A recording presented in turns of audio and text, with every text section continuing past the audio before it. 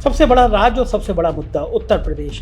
राम मंदिर बीजेपी के लिए सबसे आइडियल मुद्दा, सबसे बड़ा मुद्दा बनाने जा रही है और उत्तर प्रदेश में इंडिया के घटक दल आपसे नाराज है। अखिलेश के अलावा क्या मायावती को भी आप गठबंधन बनाना चाहते हैं? लोग कह रहे हैं कि बीजेपी की पिच पर कांग्रेस आ गई। राजस्थान में एक बात ये सामने आ रही है कि कांग्रेस के शीर्ष नेतृत्व से ज़्यादा गहलोत की गारंटी काम कर रही है। गहलोत की गारंटी नहीं। 4000 किलोमीटर प्रधानमंत्री चलती दिखाए। पार्लियामेंट के चुनाव में 5-6 महीने बचे, एक और यात्रा निकलनी चाहिए इससे पहले या नहीं निकलनी चाहिए? वैसे चूके नहीं चूके, मध्य प्रदेश में आपको 4-5 सीटें देनी चाहिए थी, नहीं देनी चाहिए? कि अगर कांग्रेस कमजोर है, इंडिया गठबंधन मजबूत नहीं बन सकता। अगर इंडिया गठबंधन का बहुमत आता है, सरकार बनती है, तो क्या आप कह सकते हैं प्राइम मिनिस्टर कांग्रेस का होगा या किसी क्षेत्रीय दल का होगा?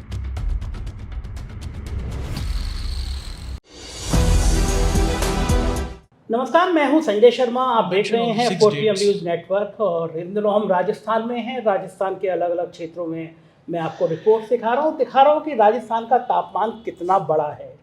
साहिब का रोड शो है और जाहिर है जो नतीजे आ रहे हैं वो साहिब का तापमान बढ़ा रहे हैं। मध्य प्रदेश और छत्तीसगढ़ के रुझान जो आए हैं उसने भारतीय जनता पार्टी को थोड़ा परेशान कर दिया है। ये रुझान संकेत दे रहे हैं कि लोगों के मन में अब बेरोजगारी के सवाल, लोगों के मन में किसानों के सवाल, ये बात मुखरता से आ रहे हैं। राजस्थान वो राज्य है जहाँ पे सांप्रदायिक ध्रुवीकरण करने की कोशिश की गई। यहाँ पे इजराइल के युद्ध, हमास की बातें और दर्जी की हत्या, इस तरह के संवेदनशील मुद्दों को प्रधानमंत्री ने खुद उठाया। लेकिन लोग कह रहे हैं कि चुनाव बहुत फंसा हुआ है, कब क्या हो जाए कह नहीं सकते। कांग्रेस बहुत ताकत लगा रही है। कांग्रेस ने अपने कद्दावर नेताओं को इस चुनाव में उतारा है। मेरे साथ कांग्रेस के फायर ब्रांड प्रवक्ता, नेता और राहुल गांधी के बहुत करीबी जयराम रमेश साहब हैं। स्वागत है जयराम रमेश जी 4PM में। राजस्थान में लोग कह रहे हैं चुनाव फंसा हुआ है, आप बहुत करीबी से देखे हैं। जाहिर है आप ये कहेंगे कि कांग्रेस बहुत अच्छा कर रही है, लेकिन कांग्रेस अगर जितना कर पा रही है वो क्यों कर पा रही है? कारण क्या देखते हैं? नहीं, वो एक साल पहले यहाँ भारत जोड़ो यात्रा, आपको याद होगा, कन्याकुमारी से लेकर कश्मीर तक राहुल जी की यात्रा जो थी 4000 किलोमीटर वाली, हम लोग 16 दिन राजस्थान में थे। 485 किलोमीटर 6 ज़िले से हम गुजरे थे। झालावाड़, उसके बाद में सवाई माधोपुर, उसके बाद में कोटा, बूंदी, दौसा और अलवर। उसके 2 नतीजे निकले। पहला नतीजा था कि हमारे संगठन पर उसका एक सकारात्मक असर हुआ। संगठन में एक नई एकजुटता दिखाई दी, नई एकता, नई जान आई, नई उमंग देखने को मिला। और दूसरी बात, जो हमारे राजनीति थी, हमारे राजनीतिक माहौल में एक परिवर्तनकारी क्षण बना, क्योंकि उसके बाद कुछ ही महीने बाद कर्नाटक में चुनाव हुए और कर्नाटक में वो चुनाव निर्णायक चुनाव निकले हमारे लिए, स्पष्ट बहुमत मिला था।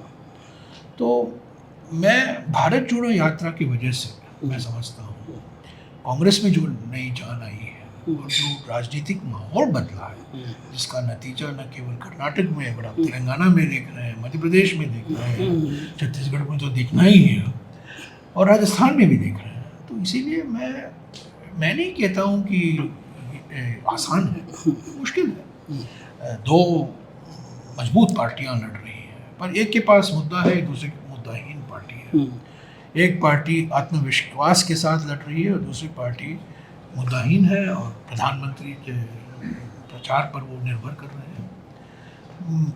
मैं सीटों के आंकड़ों में नहीं जाऊँगा, पर मैं ज़रूर ये कहूँगा कि मुझे स्पष्ट बहुमत दिखता है। मुझे ऐसा लगता है कि जिस तरीके से हमने एक सकारात्मक प्रचार किया है, हमारे 5 साल की उपलब्धियों के आधार पर, हमारे जो अगले 7 गारंटी हमने दिए दूसरे कार्यकाल के लिए, उसके आधार पर हमें फिर से जनादेश मिलेगा।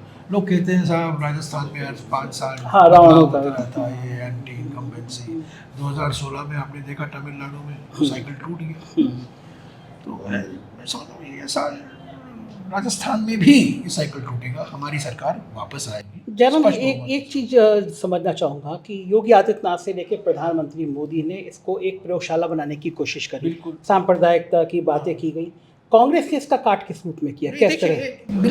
बिल्कुल साफ है। प्रधानमंत्री ने क्या रणनीति है प्रधानमंत्री की और बीजेपी की, समझने की ज़रूरत है।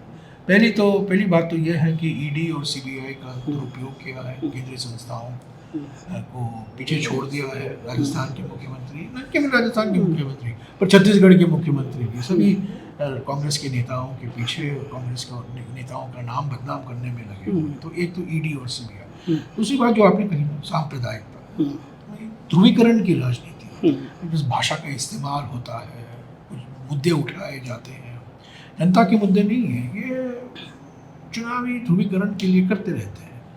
और तीसरी बात तो ये है, तो प्रधानमंत्री तो बार बार जाते हैं, वो तो ड्रामाबाजी में उनका कोई मुकाबला नहीं, नौटंकी में भी उनका कोई मुकाबला नहीं, झूठ बोलने में भी वो विश्वगुरु है। तो वो इस तरीके से प्रचार करते हैं, तो मैं समझता हूँ लोग तंग आ चुके हैं।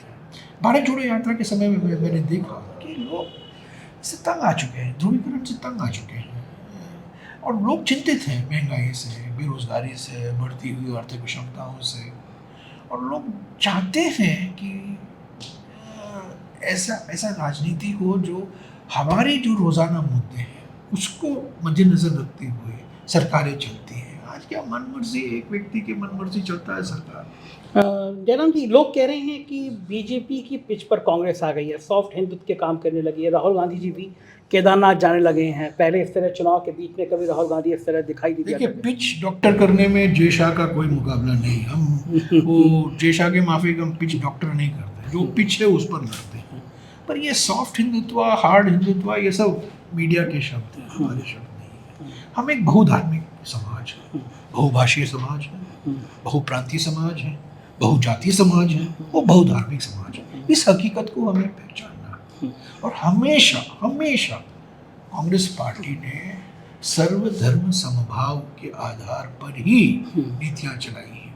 बार बार प्रधानमंत्री ने हम पर आरोप लगाते हैं, अभी भी राजस्थान के चुनाव के संदर्भ में वो आरोप लगा रहे हैं तुष्टीकरण के, अपीजमेंट की राज। कहाँ है अपीजमेंट?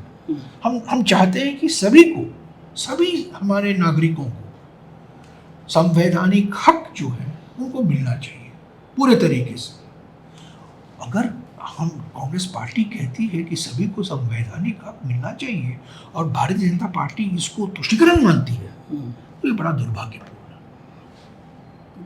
राजस्थान में एक बात ये सामने आ रही है कि कांग्रेस के शीर्ष नेतृत्व से ज़्यादा गहलोत की गारंटी काम कर रही है। गहलोत की गारंटी नहीं है, कांग्रेस की गारंटी, मतलब कांग्रेस की गारंटी नहीं, ये बहुत महत्वपूर्ण बात है, आपने सही कहा। मैं इसका करना चाहता हूँ, ये मोदी की गारंटी के माफिक नहीं है, कांग्रेस की गारंटी है। कांग्रेस ने गारंटी दी थी कर्नाटक में, कांग्रेस ने गारंटी दे रही है मध्य प्रदेश और छत्तीसगढ़ में, और कांग्रेस पार्टी ही दे रही है। ठीक है, अशोक गहलोत जी मुख्यमंत्री रहे हैं 5 साल, और बड़ी उपलब्धियां हैं उस सरकार की, चिरंजीवी स्वास्थ्य योजना, कर्जा माफी, महिलाओं के पहला राज्य था जहां गैस सिलेंडर 500 रुपये में मिला करता था, आप भी मिलता है।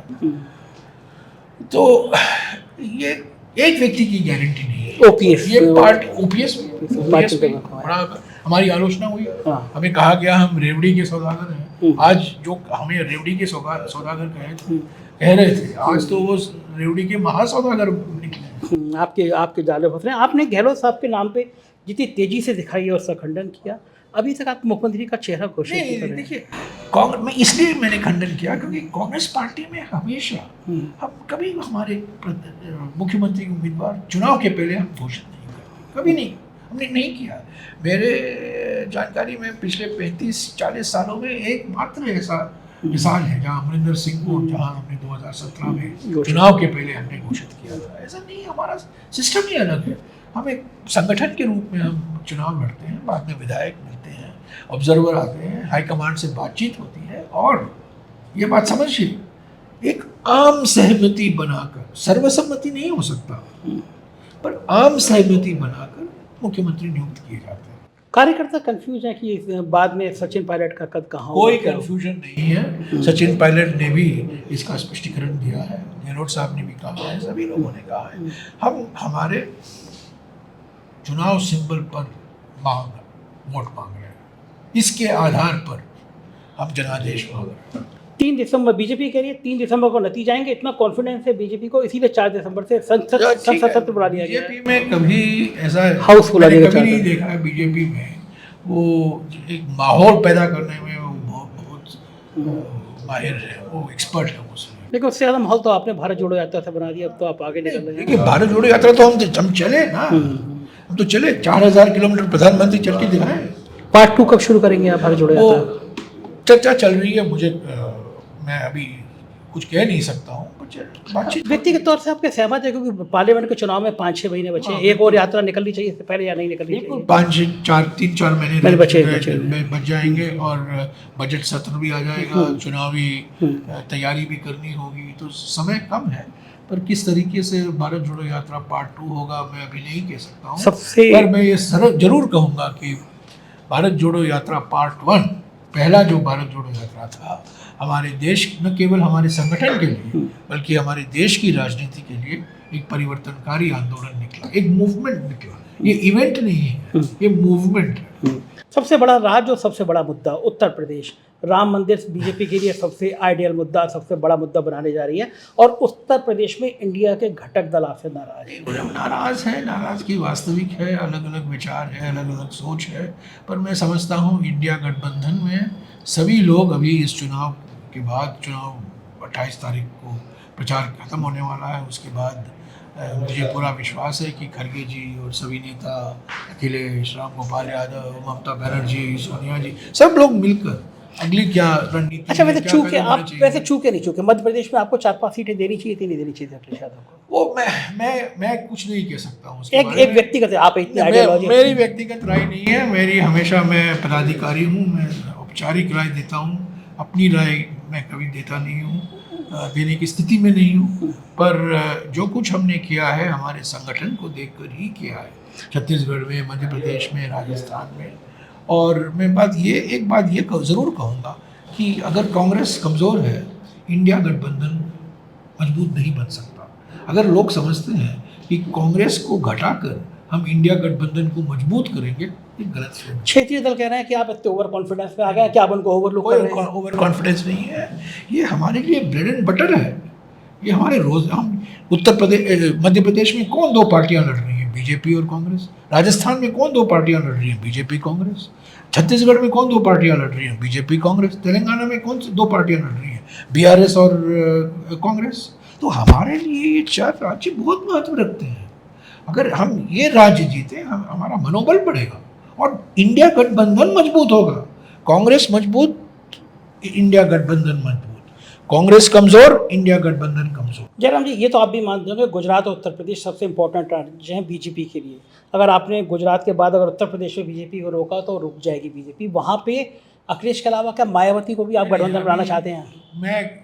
मैं कुछ कहने की स्थिति में नहीं हूँ, क्योंकि मैं हाई कमांड नहीं हूँ। हाँ, ठीक है, लेकिन हाई कमांड में पूछता होगा ना, जयराम जी जो जैसे भारत जोड़ो यात्रा का इतना बढ़िया प्लान किया, आप इतने बड़ी आइडियोलॉजी में बातचीत होती रहेगी और जो जमीनी स्थिति है उसी के आधार पर निर्णय लिए जाएंगे। पर हम वचनबद्ध हैं, हम दृढ़ हैं कि हमें इंडिया न केवल कांग्रेस संगठन को बल्कि इंडिया गठबंधन को भी मजबूत बनाना है। और हमें जो कुछ भी कदम लेने हैं, खास तौर से उत्तर प्रदेश और गुजरात में बीजेपी को रोकने के लिए, हम जरूर लेंगे। कब तक लेंगे? क्योंकि वहाँ पे अभी देखिए 28 तारीख के बाद। एक आखिरी सवाल, अगर इंडिया गठबंधन का बहुमत आता है, सरकार बनती है, तो क्या आप कह सकते हैं प्राइम मिनिस्टर कांग्रेस का होगा या किसी क्षेत्रीय दल का होगा?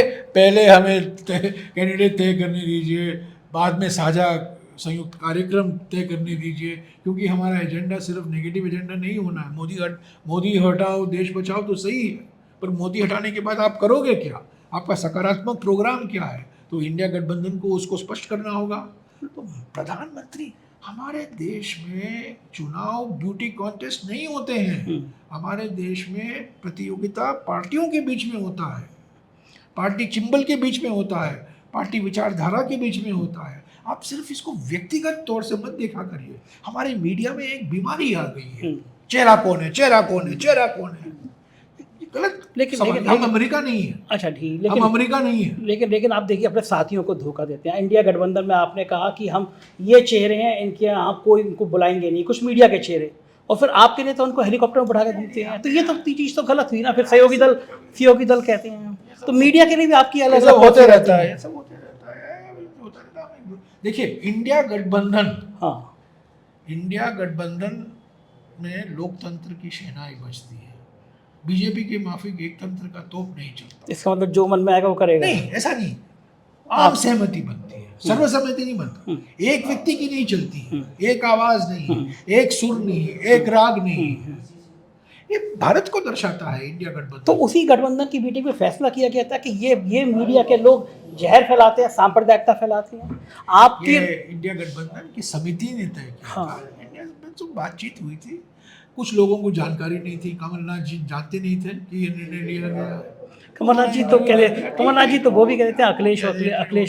छोटे छोटे मुद्दे हैं, ये छोटे छोटे मुद्दे हैं। अच्छा, मीडिया से आप कैसे निपटेंगे, क्योंकि मीडिया का एक धड़ा इस लेवल तक जहर उतर रहा है, वो लगातार बढ़ता चला जा रहा है, उसके पास आपकी क्या आइडियोलॉजी, क्योंकि आपकी राज्य की सरकारें उन चैनलों को, उन मीडिया के लोगों को पोषित करती हैं, उनको हजारों करोड़ के विज्ञापन देती हैं, तो आप ही तो उनको पोषित कर रहे हैं, आप ही तो उनको कहाँ पर पनपा रहे हैं। कोशिश कर रहे हैं। मीडिया भी गोदी मीडिया बन गई है कुछ जगहों में। मैं ऐसा नहीं कहूँगा कि सारा मीडिया बिक गया, मैं नहीं कहता। मैं आज भी समझता हूँ कि 70% से भी ऊपर पत्रकार निष्पक्ष, पत्रकार जो जमीनी पत्रकार वो निष्पक्ष होने का प्रयास करते हैं, पर मालिकों का ठिकाना नहीं। ये मालिक और पत्रकार जो जमीन स्तर पर काम करते हैं, मैं उनके बीच में अंतर देखता हूँ। तो मैं तैयार नहीं हूँ कहने के लिए कि सारा मीडिया हमारी, ऐसा नहीं है। मीडिया हमें स्पेस देता है। अगर हमारे पास कोई नैरेटिव है तो मीडिया अपनाता है उसको। हम पर जिम्मेदारी बनती है कि हम कुछ उनके साथ काम करें, उन तक हमारी रणनीति है, जो हमारी उपलब्धियां हैं, जो हमारे कार्यक्रम हैं, उन तक हम पहुंचाएं।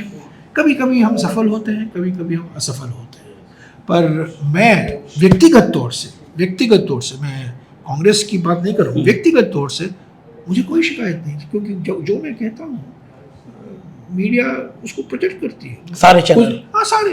कभी कुछ आलोचना होती है, कभी कभी उसको घुमा फिरा कर ट्विस्ट कराया जाता है, ये सब होता है, ये सब खेल है। तो आप बाकी अपने कांग्रेस के लोगों को नहीं सिखाते कि जयराम रमेश की बात सब दिखाते हैं, तुम्हारी बात क्यों नहीं दिखाते? सबकी बात, राहुल जी को दिखाते हैं, खड़गे जी को दिखाते हैं, अशोक गहलोत जी को दिखाते हैं, सचिन पायलट को दिखाते हैं। तो फिर उन लोगों को आपने नाम क्यों रख लिया कि 11 लोग छाट लिए? कुछ ऐसे लोग हैं जो क्या करें, वो मालिक के इशारे चलते हैं। शुक्रिया जयराम जी बात करने के लिए हमसे। तो ये थे जयराम रमेश जी, कांग्रेस की सारी नीति, सारे रिवाज बता रहे थे और इशारों में कर रहे थे कि बहुत जल्दी उत्तर प्रदेश ऐसे बड़े राज्य में भी कोई प्लान करेगा। मायावती के सवाल को बहुत सफाई से जयराम रमेश जी ने भी नकार दिया। कांग्रेस बहुत बड़ा धड़ा चाहता है सपा के साथ और बहुत बड़ा धड़ा चाहता है बसपा के साथ। क्या होगा इंडिया गठबंधन के लिए हम बताते रहेंगे। आप देखते रहिए 4PM न्यूज़ नेटवर्क। शुक्रिया, थैंक यू।